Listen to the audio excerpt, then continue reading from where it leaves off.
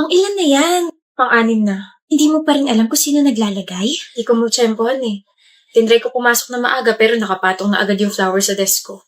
Kakaintriga naman, kainis. Sana all. Chad? Oh, ikaw ba nag-iiwan ng mga flowers sa desk ko? Natanggi ko yung desk mo. Nalaglag to bulaklak kaya pinulot ko. Oh. Awe, tunog dismayado ka yata. Ine-expect mo ba ako naglalapag ng mga basurang bulaklak dyan sa desk mo? Basura? Oo, bakit? Hindi lang yan yung basura. Pati yung nagbibigay, basura rin. Di ka man lang mabigyan ng totoong bulaklak. Bitter ka lang siguro. Hindi ako bitter. Bitter ka, Chad. Bakit ako magiging bitter ako nakapag-break sa'yo? Visit? Bakit ba ako nakikipag-usap sa'yo? Bakit nga nakipag-break ka sa akin? Girl, walang iniwan na bulaklak sa desk mo ngayon. Bakit kaya? Obligado ba yung taong yun na mag-iwan? Oo, hindi man lang pinaabot sa Valentine's. Ay, nabitin kilig ko. Olivia, pupunta kaming mall. Sama ka? No, may pupuntahan ako eh. Sino kaya yan? Tao po. Tao po. Ano ba yun? Chad, ginagawa mo rito. Absent ka kasi. O ano naman sa'yo? Ngayon ka lang umabsent so I got worried. Ay, mas ka na. Well, hindi ako aalis hanggat hindi mo inaaman na ikaw talaga yung naglalapag ng mga bulaklak sa desk ko.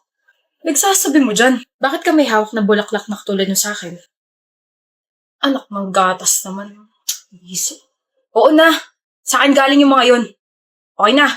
Umalis ka na. Mahal mo pa rin ba ako? Anong klaseng tanong yan? Chad naman ni, kailangan ko malaman. Kailan ba ako tumigil na mahalin ka?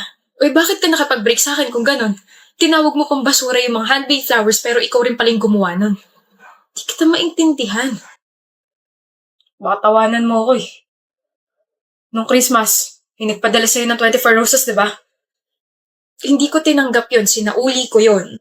Alam ko, sinuli mo naman yun pero insecure ako eh. Pakiramdam ko hindi ako karapat dapat para sa'yo. Kaya yun, pagkatapos ko makipag-break sa'yo, nagalit ako sa sarili ko.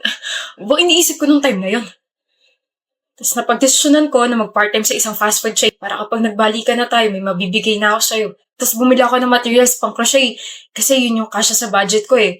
Kaya pasensya na kung you're more than enough, Chad.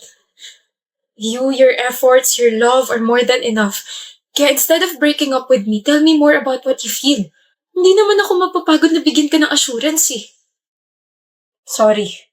For what? Sa pagiging rude ko sa'yo for more than 1 month. Wala yun. Oh. Dala mo palagi yan? Aba, oo naman. 9 na flowers ko. Thank you. Will you go out with me this Valentine's, Olivia? 9 words yun, kaya 9 flowers binigay ko sa'yo. Bakit sa Valentine's pa? Alam mo naman sa araw ng mga patay. Ano yun? Para patay na patay ako sa'yo. Visit ka. Sa Valentine's Day dapat ako makipagbalikan sa'yo kaso nabukin mo na ako eh. Kaya magde-date na lang tayo. Tayo na ba ulit? Oo! Hindi pa ba? Siyempre, tayo na ulit. Pakutos nga isa. Kiss muna. Good morning, Madam Kylie. Who are you? Gardener niyo po. Name? Cesar po. Age? 24 anyos po. Why are you here? Gardener nga po. Si Madam naman, paulit-ulit.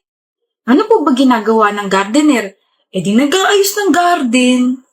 Pinipilos po ba ako? Sinasagot ko lang naman po yung tanong niyo. Why are you here? It means hindi rito ang garden.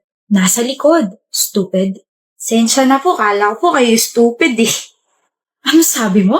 Sabi ko po, mag-iingat kayo lalo na't bumabagyo, Madam. No. I heard you. You said I'm stupid. Narinig niyo naman po pali. Tsaka hindi ko sinabing stupid kayo. Ang sabi ko, kala ko kayo yung stupid. Magkaiba yun. Tanga. Ganon din yun. Hoy, Cesar. Or whatever your name is. Do you want me to fire you? Ang tatay niyo lang pong pwedeng magsisanti sa akin, Madam. Then I will tell my dad to fire you.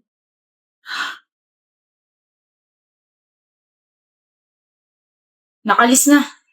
Nakawan na natin tong bahay na to. Makapobre pero mayaman. Okay na rin. Tama lang na dito ako nag-apply. Madam. May pulis po sa labas. Oh yes, I called them. Thank you.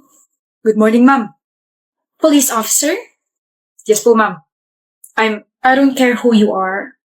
Pumasok na kayo. May mga magnanakaw sa loob. Paano mo ho natunugan? Ako ang nagba-background check sa mga nag-a-apply sa amin rito. I just did you a favor na hulihin sila. Salamat po sa tip. Pero wala pong backup eh. And why? Kasama ako sa mga magnanakaw sa loob. Ako rin, madam. Kasabwat.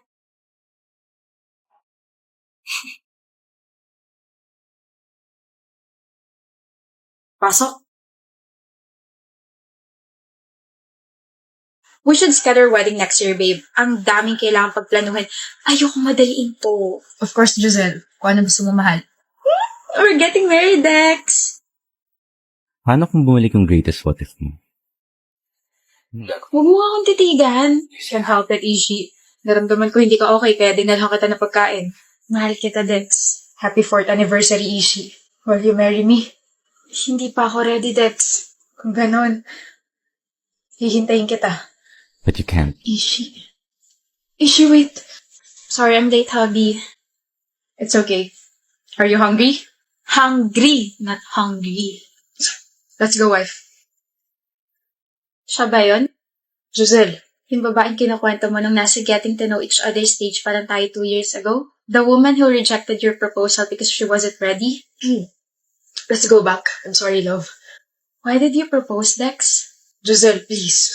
What did you feel after knowing that she's already married to someone else? Dami sigurong what if dyan sa utak mo, no? What if hinintay mo siya? What if you stay beside her while she's reaching her dreams? What if hindi ka napagod? What if... Stop. I wonder kung ito yung sing-sing na dapat para sa kanya. I just have a final question and I want you to be honest with me. Umasa ka ba na single pa rin siya hanggang ngayon? Yes. Thank you for the wonderful 2 years. Wala na mangyayaring kasal.